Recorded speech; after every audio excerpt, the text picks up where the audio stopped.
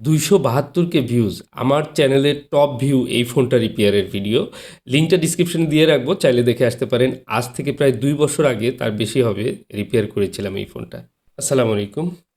মাসুক আহমেদ ভাই বগুড়া থেকে একটা পার্সেল পাঠিয়েছে, আর উনি হোয়াটসঅ্যাপে লিখেছে, আমি গতরাতে 13% চার্জে থাকা অবস্থায় চার্জে লাগিয়ে ঘুমিয়েছিলাম। সকালে উঠে দেখি ফোনের চার্জ নিচ্ছে না, আবার কোনো রেসপন্স করছে না। আমার বাসার কাছে একটি শপে ফোনটি দেখালে তারা বলে সিপিইউ আবার রিবোলিং করতে হবে। আমি Xiaomiর অরিজিনাল যে চার্জার রয়েছে সেটা ইউজ করি। এজন্য আমি আর কোনো রিস্ক না নিয়ে ফোনটি আপনার কাছে পাঠিয়ে দিচ্ছি। আসলে রিস্ক শব্দটি ব্যবহার করার উদ্দেশ্য হচ্ছে যে উনি এই ফোনটি এর আগে আমার কাছে রিপেয়ার করতে পাঠিয়েছিলেন। সম্ভবত এই ফোনটি হয়তো অনেক আগে রিপেয়ার করেছিলাম।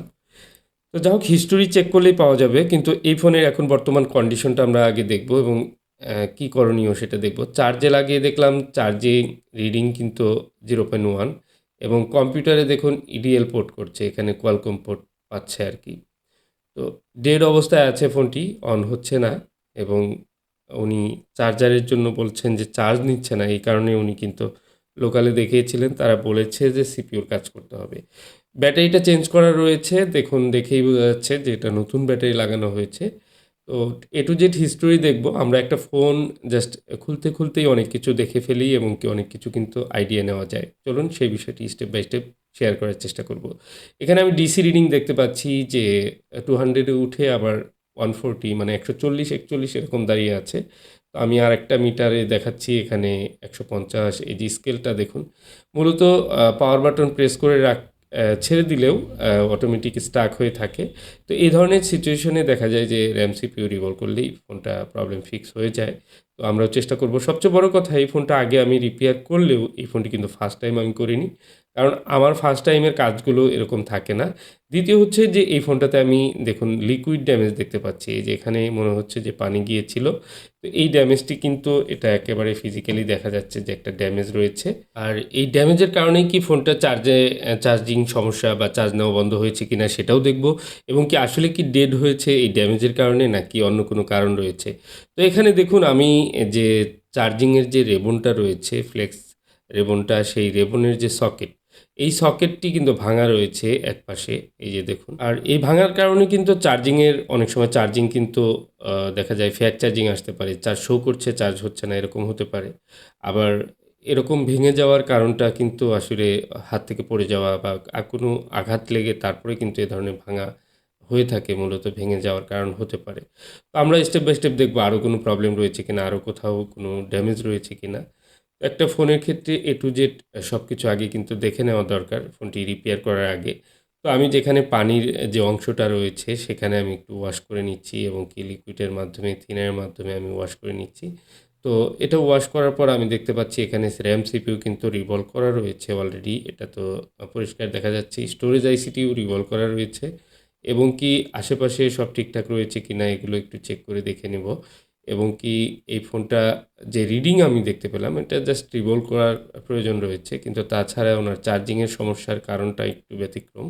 এই যে দেখুন এখানে এই যে রেবনের এই সকেটটিও কিন্তু ভাঙা। আর এই সকেট ভেঙে থাকার কারণ হচ্ছে এই মাথায় যেখানে আসলে ভেঙেছে, ঠিক ওই জায়গায় কিন্তু ওই পাশেও ভেঙেছে। তার মানে হচ্ছে পরস্পর এটা এমনভাবেই সম্পৃক্ত যে এমনভাবে কোনো আঘাত লেগেছিল যে এই জায়গাটিতে ক্ষতিগ্রস্ত হয়েছে। এই দুটি বিষয় খেয়াল রেখে এটা রিপেয়ার করলে আশা করি চার্জিংয়ের যে প্রবলেমটা সেটা সলভ হয়ে যাবে। কিন্তু ডেড প্রবলেমটা অ্যাকচুয়ালি এইসব জায়গা থেকে হয়নি। ডেড প্রবলেমটা হতে পারে যে এই আঘাতের কারণে কোনো বল মিসিং হয়েছে বা ড্রাই শোল্ড হয়েছে, এরকম কিছু হতে পারে। সো আমরা প্রথমে যেটি করব, র্যাম সিপিইউটা রিমুভ করে নেব, এবং র্যামটা রিমুভ করে নিলাম। এবার সিপিইউটা রিমুভ করে নেব, এবং রিমুভ করার পর আমি দেখতে পেলাম বলগুলো ঠিকঠাক মতো খুব সুন্দর রিভলভ করা ছিল। বাট এখানে দেখুন একটি লাইন কিন্তু ড্যামেজ রয়েছে, এবং কি লাইনটি রিপেয়ারও করা হয়েছিল। আর এই রিপেয়ারটি ঠিকঠাক মতোই করা হয়েছিল। যাই হোক, আমরা রিভলের সময় এই বিষয়টি খেয়াল করব। তো প্রথমে আমি মাদারবোর্ডটি একদম ক্লিন করে নেব। মাদারবোর্ডটি আবার নতুন করে আইসি বসানোর জন্য একদম পরিষ্কার করে নিলাম। এরপর সিপিইউ এবং যে র্যামটি রয়েছে সেটি কিন্তু ক্লিন করব। ক্লিন করে রিবোলিং করে তারপর ইনস্টল করব। তো এখানে দেখুন যে লাইনটি মূলত প্রবলেম রয়েছে, এটা সিপিইউর উপরের একটি লাইন। প্রবলেম রয়েছে সেটা সুন্দরভাবে ঠিকঠাক মতো বল হয়ে গেলে আশা করি সেটা কাজ করবে। কারণ হচ্ছে এখানে রিপেয়ার অলরেডি করা হয়েছে এবং ঠিকই রয়েছে, লাইনে মান রয়েছে। তো আমি সিপিইউটা ১ম এ রিভলভ করে নিচ্ছি এবং সিপিইউ খুব সুন্দরভাবে রিভলভ করে বলগুলো ঠিকঠাক মতো করে তারপর আমি র্যামটা রিভলভ করব এবং র্যাম সিপিইউ রিভলভ করার পর ইনস্টল করার পর এই ফোনটি আসলে কি রান হয় কিনা বা আরও কোনো প্রবলেম থাকে কিনা সেই বিষয়টি আমরা দেখব। দেখুন একটা ফোনের অনেক হিস্টোরি থাকে, অনেক ধরনের প্রবলেম স্টেপ বাই স্টেপ কাজ করতে গেলে আমরা কিন্তু ফেস করি। অনেক সময় দেখা যায় যে একটা ছোট্ট সমস্যা অনেক বড় হয়ে যায়। তো আমাদের সবসময় খেয়াল রেখে চোখ কান খোলা রেখে কাজ করতে হয়। তো সিপিইউ রিভলভ শেষ, এবার র্যামটি রিভলভ করছি এবং আইসির কন্ডিশন যথেষ্ট ভালো রয়েছে। আরেকটি বিষয় জানিয়ে রাখি, ২ বছরের উপরে হলো এই ফোনটি আমি রিপেয়ার করে দিয়েছিলাম। উনি আমাকে জানিয়েছে যে এই ফোনটি আমি কোনো এক সময় কাজ করেছিলাম। তো যেহেতু দীর্ঘদিন উনি ভালো ইউজ করতে পেরেছেন, সেহেতু উনি কিন্তু ২য় বার সমস্যা হওয়ার পর এই কাজটি অন্য কোথাও থেকে করাতে চাননি এবং কি উনি কিন্তু এই কাজটি আমাকে দিয়ে করাবেন জন্যই কিন্তু আবার পাঠিয়েছেন। হোয়াটসঅ্যাপে ওনার মেসেজগুলো আমি দেখলাম, বাট আসলে এই ফোনটির যে আগের হিস্টোরিটা সেটা কিন্তু আমি ১ম এ পাইনি। তো কারণ হচ্ছে যে একটা হোয়াটসঅ্যাপে যখন আমি কথা বলি বা কারো সাথে কমিউনিকেশন হয়, সেই হোয়াটসঅ্যাপে আমার হিস্টোরিটা থেকে যায় এবং কি এ টু জেড ২ বছর ৩ বছর আগের হিস্টোরিগুলাও রয়েছে।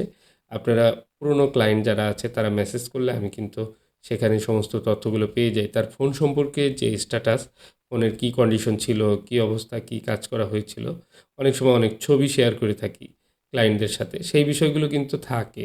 যে কারণে আমি সবসময় বলি যে হোয়াটসঅ্যাপে আপনারা মেসেজ করবেন, হোয়াটসঅ্যাপেই ভয়েস করবেন, মেসেজ করবেন, টেক্সট করবেন। আপনার সমস্ত ইনফরমেশন সেখানে থাকলে আমার জন্য সুবিধা হয়। কারণ আ কমপক্ষে ৮-৯ হাজার মানুষ হোয়াটসঅ্যাপে আমার সাথে মেসেজ করেছে। সমস্ত বিষয়গুলো আসলে মাথায় থাকা সম্ভব না এবং সমস্ত ফোন সম্পর্কে হিস্টোরিও মনে রাখা সম্ভব না।